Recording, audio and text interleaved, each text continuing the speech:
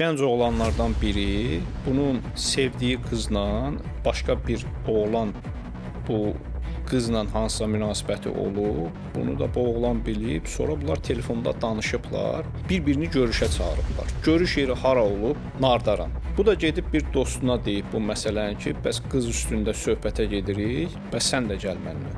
Bu dostu da başqa bir adam götürüb, bunlar 3 nəfər. Gedəndə deyib ki, Nardarana gedirik, gəl cibimizə bıçaq qoyaq.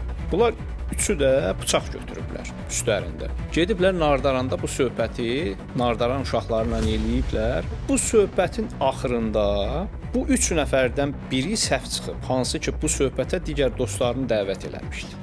Bunun özünlə gedən dostu bununla mübahisə eləyib ki, sən səhv söhbətə məni niyə gətirmisən? Və bir zərbə ilə düz onun ürəyinə vurmuşdu.